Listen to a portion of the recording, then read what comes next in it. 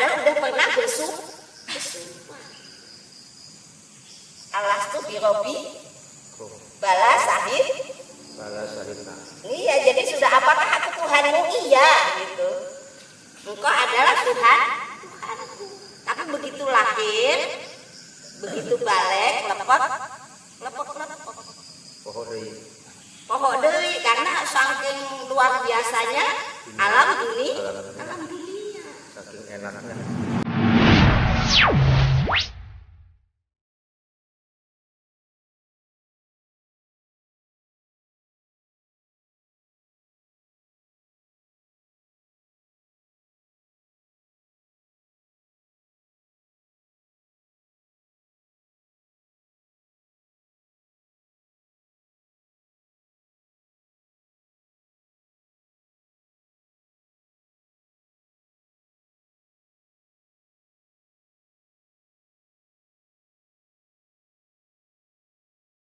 Kahayu sagung dumadi. Kahayu sagung.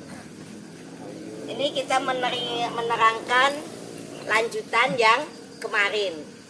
Tapi nanti bahasan ini pun akan nyambung kepada yang kemarin. Bagaimana cara memahami diri. Jadi siapa diri kita, terus bagaimana kita, terus nanti akan kembali kemana. Nah ini kita pelajari terus. Nanti semakin mengerucut, semakin mendetail. Tapi ini bahasan yang kedua ini kita bahas jasmani dulu. Jasmani naon? Awak, badan, tubuh, awak, fisik. tubuh, badan, fisik, jasmani. Ini bukan cocok logi tapi benar. Baju luar dari mani. Jadi ini kita ini jasad nih kan ibaratnya pakaian, kendaraan, atau terserah apa deh, intinya ini sarana untuk kita beraktivitas, atau ini kemarin sudah dibilang ini sebagai apa? Sebagai apa? Pakaian. Bingkai. Cermin. Cerminnya siapa? Jiwa. Lupa deui eta nama. Cerminnya saha? Kan ini jasad, bingkai, cermin. Terus cerminnya saha? Kita. Cerminnya Nabi Muhammad. Nur Muhammad poho deui. Nur Muhammad. Nur Muhammad. Terus yang bercermin saha? Allah baru nyambung ya. Gitu. Belum udah minum jamu belum? Justru gara-gara minum jamu. Makan biji pala tadi jadi ngantuk. Biji pala makan ngantuk dah. Nyangkut ya. Jadi ini ada yang mengistilahkan baju luar dari mani, ya. Kan jas kan baju. Makanya ini jas, filosofinya tuh udah nyambung ya. Jasmani, baju luar dari mani, karena kita semua ini asal dari mani. Kerjasama yang baik, sperma dan ovum jadilah nutfah. Nah kita itu sebenarnya dari mani. Tapi mani ini prosedurnya dari mada atau wadi. Tapi ada yang bilang mada, madi, mani, manikam. Mutu manikam. Mutu manikam itu ibaratnya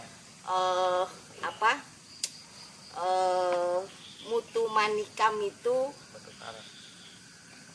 apa? Ibaratnya alam semesta yang sangat luas, kaya raya, penuh dengan semuanya yang bagus-bagus, itu disebutnya mutu manikam. Ini beda. Jadi ada yang bilang wadi, madi, mani, manikam. Tapi ada juga yang bilang mada, madi, mani, manikam. Sama mada atau wadi ini unsurnya daripada 4 unsur. Api, air, angin, tanah. Kemarin sudah dijelasin. Api naon? Alif darah. Api amarah, Amarah, darah. ya. Letaknya di kuping. Jadi kalau dengarnya ini Marah. marah. Nah ini unsur 4. 4 unsur. Sifatnya api apa? Berdiri. Jadi berdiri, kalau sholat itu sebenarnya sudah ada unsur api. Yang bagian menundukkan apa? Air. Angin. Angin sifatnya pohon dulu itu. Angin sifatnya ya udah deh, nanti di ini pokoknya ini empat unsur deh. Oke, diinget-inget deh ya. PR besok ditanya pelajaran yang kemarin. Jadi mada atau wadi ini dari 4 unsur anasir alam semesta: api, angin, air, tanah. Yang kemarin sudah kita bahas secara mendetail. Terus wadi ini unsur daripada tumbuh-tumbuhan, saripati, makanan atau semua yang ada di atas bumi seperti sayur mayur, daging, ikan, macam-macam ini olahannya si wadi. Jadi ini bakalan mani. Mani unsur yang keluar dari bumi. Dari alam. Kan ada ikan dari laut, dari air juga ada, dari tetumbuhan, tatangkalan, naon-naon ini diolah jadi di dalam alam madi. Ini alam wadi tadi unsur 4 unsur. Terus madi ini unsur daripada alam semesta, yaitu terutama bumi gitu. Ini setelah diolah barulah jadi mani. Mani ini bakalan yang ada unsur Nur Muhammad. Paham nggak? Ini bakalan jadi unsur Nur Muhammad. Termasuk ovo. Ovo ini juga terjadi dari unsur Nur Muhammad. Paham? Ya. Jadi kalau ini tadi unsur 4 anasir alam, api, angin, air, tanah. Yang ini unsur saripati bumi dari alam bumi. Insya Allah namanya ini alam madi. Mani ini sudah olahan ini jadinya ini. Ini letaknya ada di sulbi, sungsum tulang belakang. Setelah ini sudah jadi, kerjasama yang baik sama ibu dan bapak, jadilah manikam. Manikam ini sudah bercampur di rahim, sudah meneteskan nutfah, terjadilah pembuahan.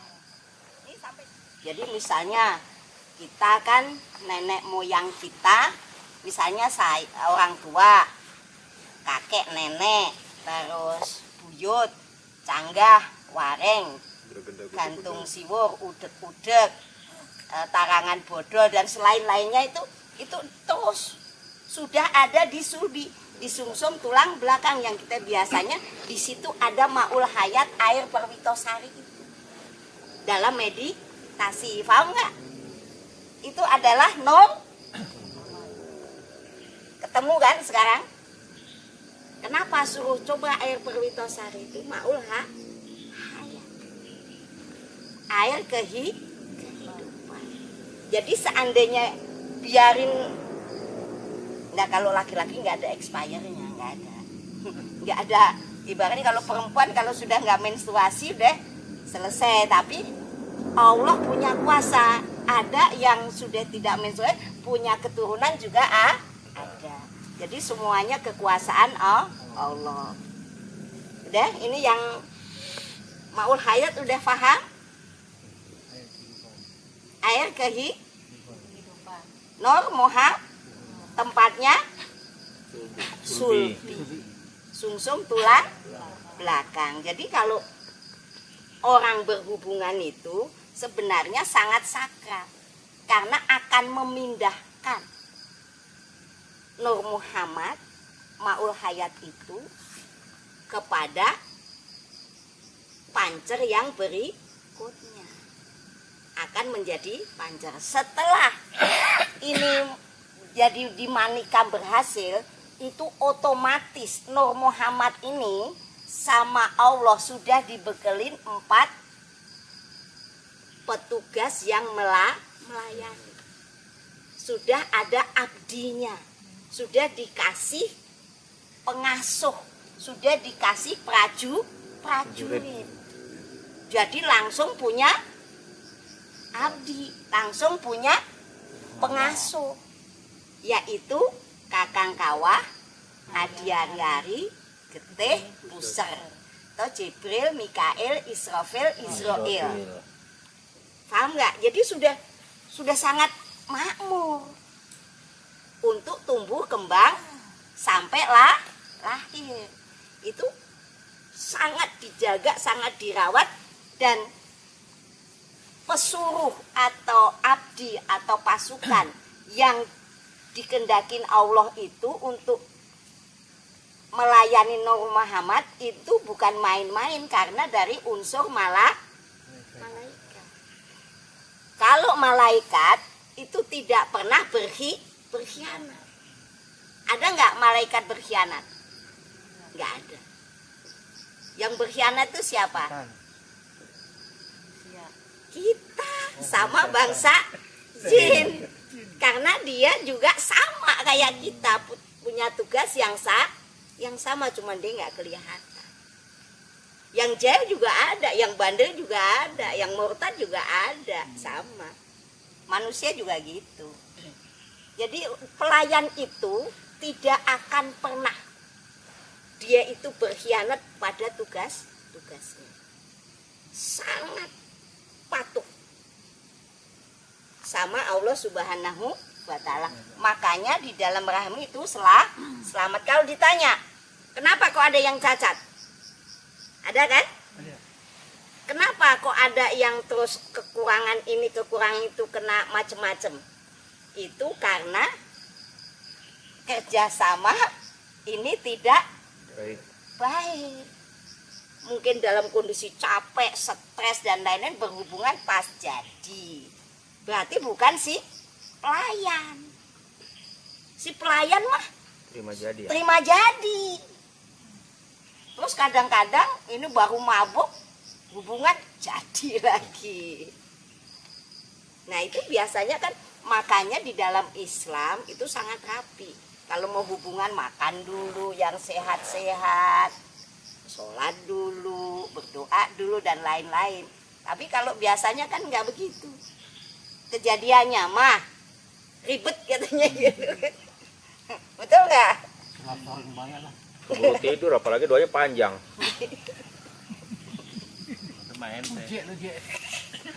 Doanya banyak tidur. Jadi subhanallah. Nama kayak aneh. Terus kemudian ini sudah paham ya, jadi dibekelin sama pelayan. Nuktoh itu nutfah. Nah nutfah ini Nur Muhammad ini balik lagi ke sini. Nur Muhammad, nuktoh. Terus alakoh itu segumpal darah. Jadi nuktoh itu ketika bercampurnya. Dan nuktoh inilah, ketika jadi nuktoh inilah sudah dilengkapi dengan pelayan. Jadi bukan sudah 4 bulan enggak. Jadi dari awal jadi sudah dibekali pelayan untuk tumbuh kembang dan selamat sampai kelahirannya. Dan kalau kita panggil lagi tetap melayani kita sampai kita kembali kepada Allah, tidak tersesat. Makanya yang kita suka panggil itu karena dia langsung diutus oleh Allah Subhanahu wa Ta'ala melayani kita. Jadi saudara kita pun itu sudah mengenal Allah. kita kelupaan padahal udah pernah bersumpah. Alastu birobi bala sahid. Bala sahidna. Iya, jadi sudah apakah aku Tuhanmu? Iya, gitu. Engkau adalah Tuhanku. Tapi begitu lahir, begitu balik, lepek. Poho deui. Poho deui karena saking luar biasanya alam dunia. Alam dunia. Saking enaknya. Ya mempesona lah gitu ya. Kan saya di dunia. Jadi kepohoan, nggak inget bahwa pernah bersumpah, pernah berjanji dengan Allah Subhanahu wa Ta'ala. Nah, yang bisa ngantarin kita berjumpa dengan Allah tentunya yang sudah pernah ke sana. Yaitu siapa? Nur Muhammad itu atau Nuktoh ini, Nur Muhammad itu dengan siapa? Ya jiwa kita. Jiwa kita yang pernah disumpah. Paham nggak? Oke. Oh, setelah itu baru setelah nukto jadi alakoh. Alakoh itu segumpal darah. Jadi di segumpal darah ini kita kalau tidak hati-hati ini bisa bermasalah apa, cacat apa itu di sini ketahuan. Kalau masih di sini belum kelihatan. Kalau ini segumpal darah itu sudah bisa ketahuan. Ketahuannya gimana? Ya tidak berkembang. Makanya sekarang kan ilmu USG kan canggih. Tapi sebenarnya ilmu orang dulu, ilmu titen namanya, ilmu kebiasaan itu paraji dulu udah tahu bahwa ini nantinya akan cacat. Sudah kerasa karena berbeda. Rasa yang dia pegang itu beda dengan yang normal. Walaupun baru halakoh atau segumpal darah. Ada pertanyaan?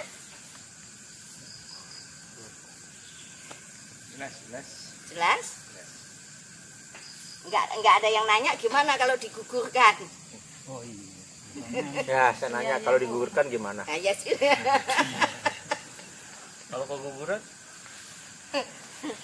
Ini segumpal darah sebelum sampai adanya waruh itu dia belum ada rohnya, belum ada kehidupan, tapi sudah ada Nur Muhammad.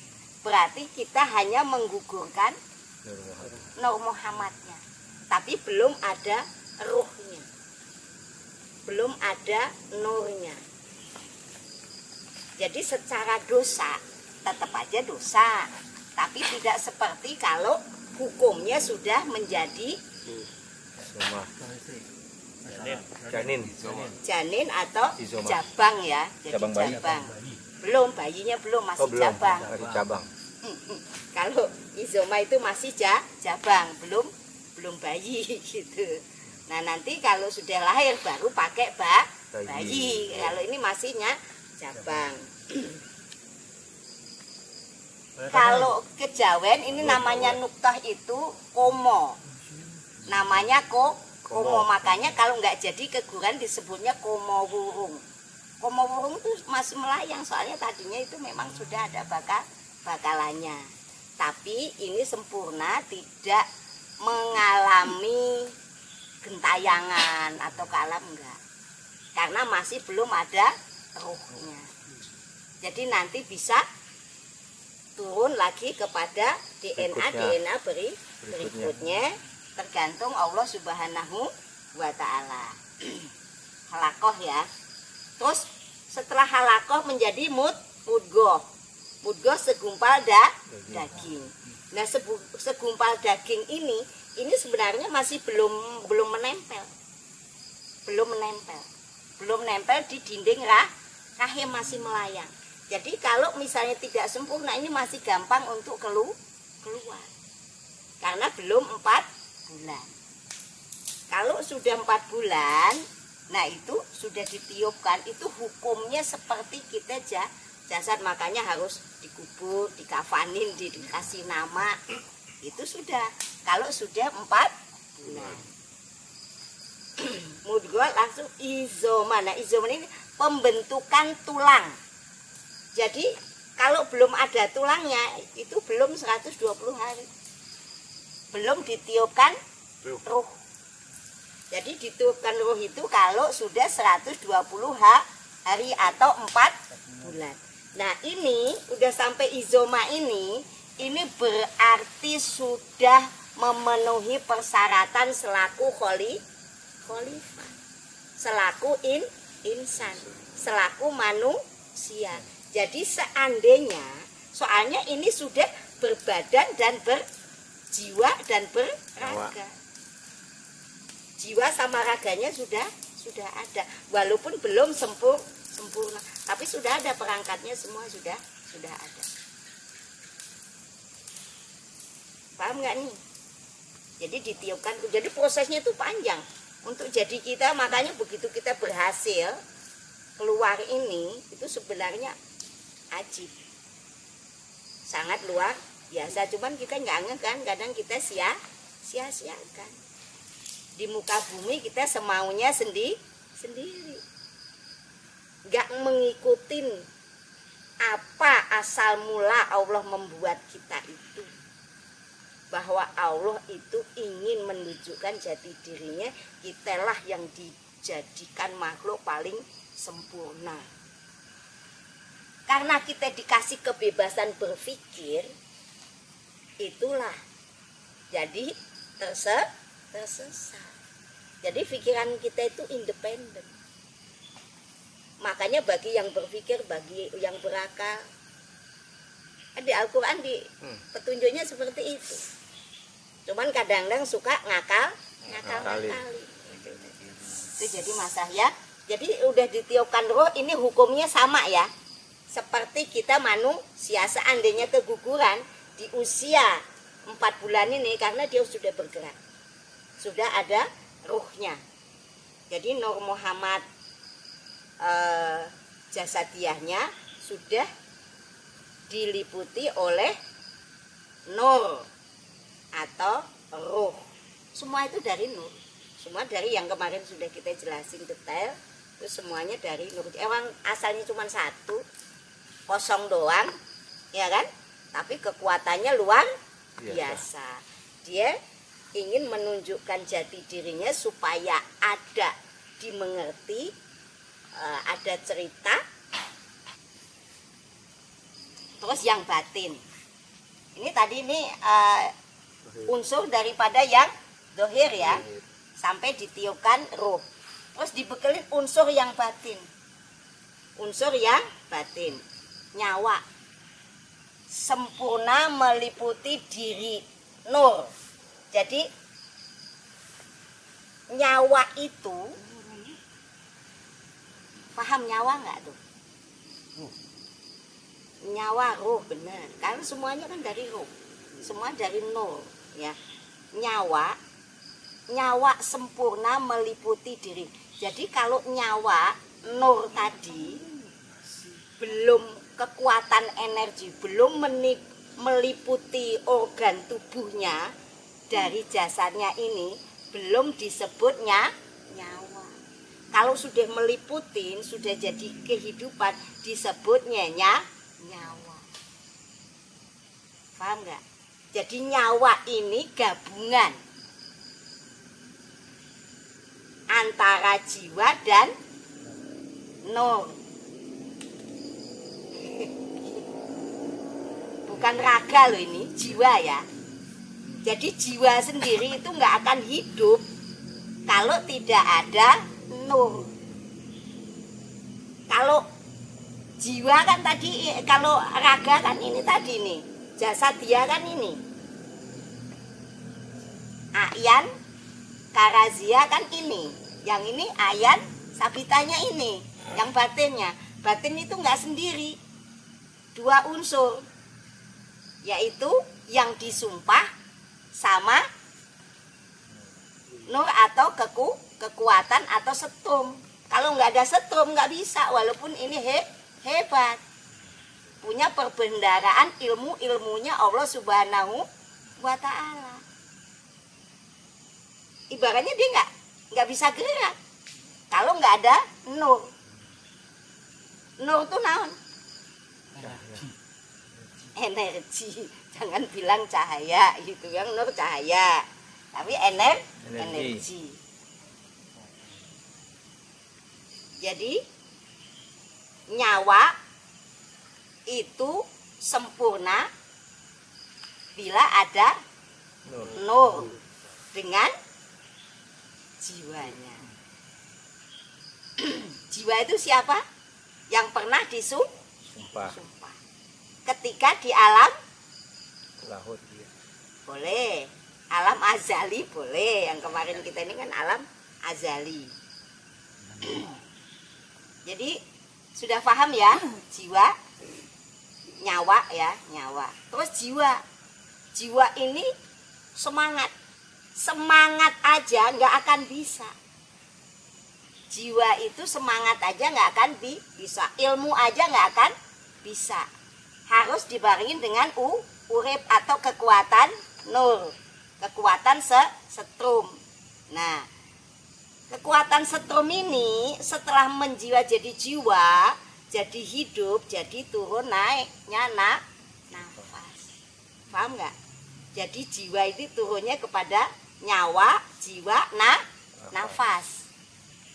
Jadi kalau nyari nyawa, nyari jiwa, yang selalu kita olah kekuatannya. Setiap malam Jumat. Paham nggak nih? Ini udah ketemu ya. Yang kita olah kan ini nyawa, jiwa. Nah, yang kita olah ini nafas, yang turun naik itu urip. Kalau kalian ditinggalin nafas nggak ada urip. Udah ngerti sampai di sini? Paham ya? Kan udah detail banget nih ya. Terus kolbu itu berkehendak. Inilah perangkat yang istimewa. Jadi berkehendak itu kan mencipta. Makanya manusia itu sebenarnya rahasianya Allah. Rahasianya Allah. Tapi kalau kalian sudah tahu rahasianya Allah, dia diem. Amati saja, jangan milu Allah gitu, jangan. Ke bukit orang kampung. Jangan. Jadi manusia itu rahasianya Allah. Jadi kolbu itu berkehendak. Jadi yang menciptakan sesuatu apapun itu di kolbu dulu. Baru proposal itu tadi. Jadi sudah ada di kolbu dulu. Kolbu itu apa? Jantung kita untuk berkehendak. Terus nafsu itu keinginan. Makanya nafsu ini tidak akan pernah bisa hilang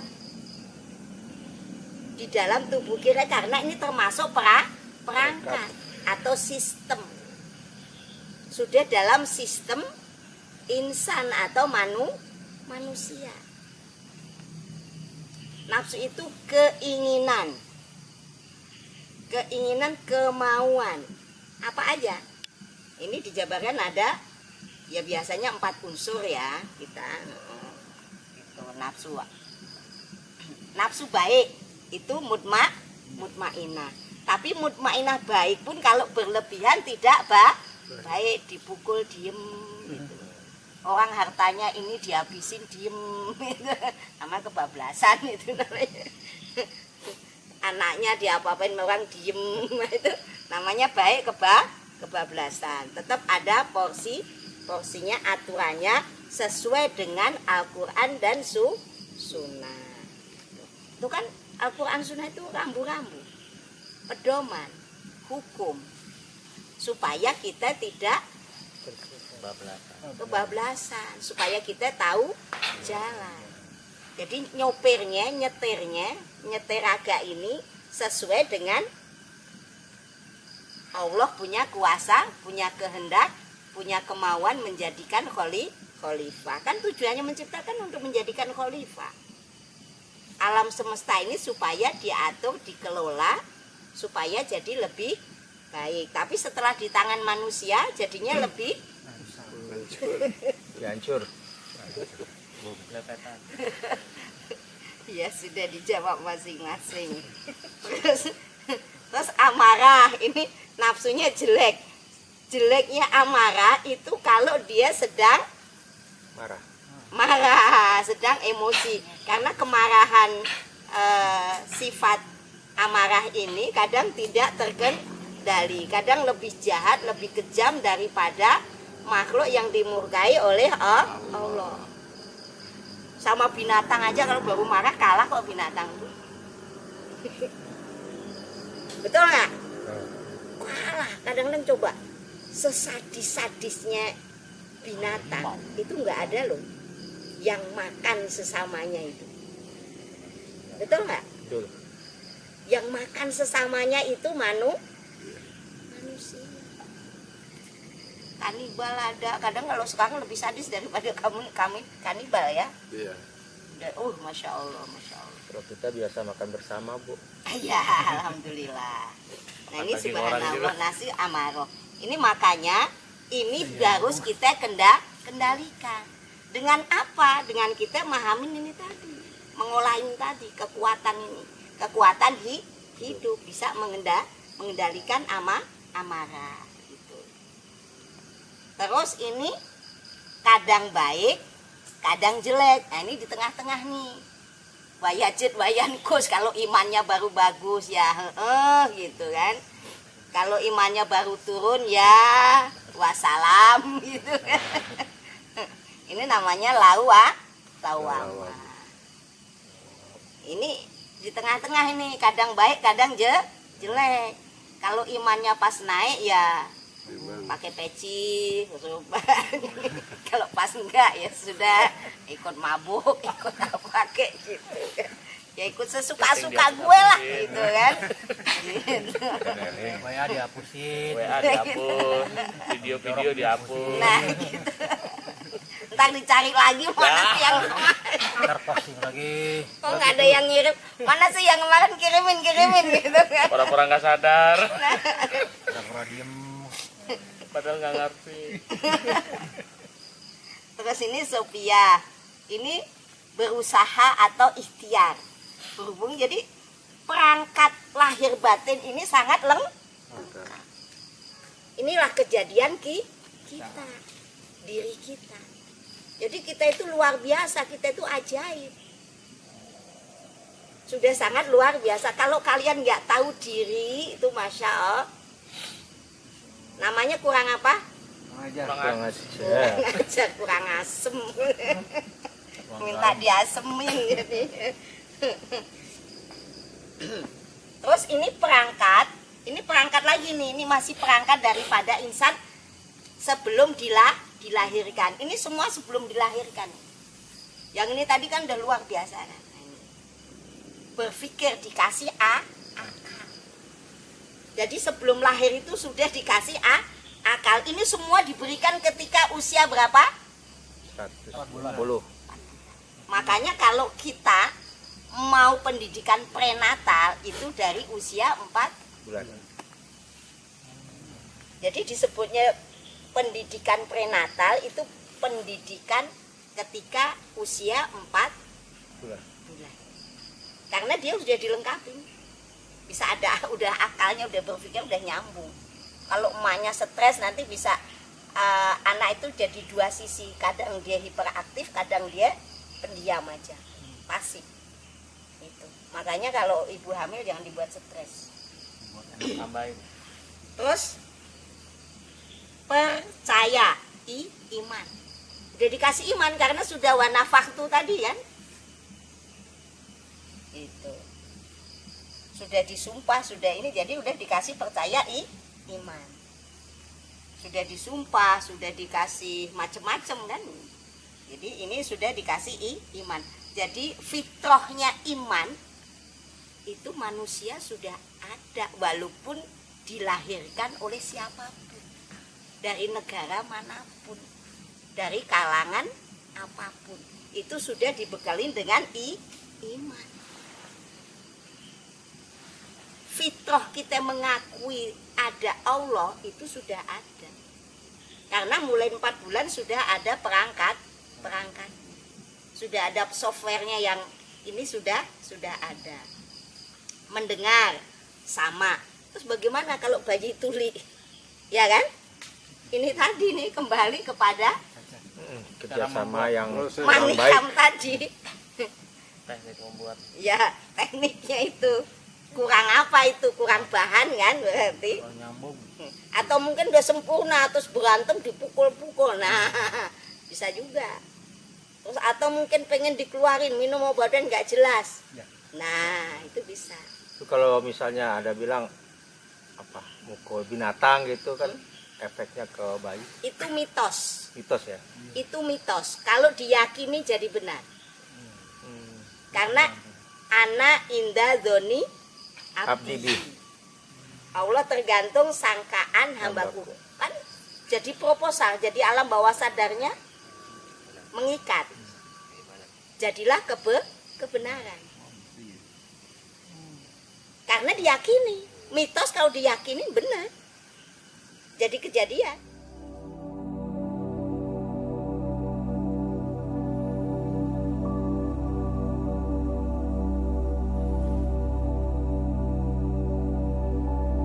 Soalnya kita pernah ada itu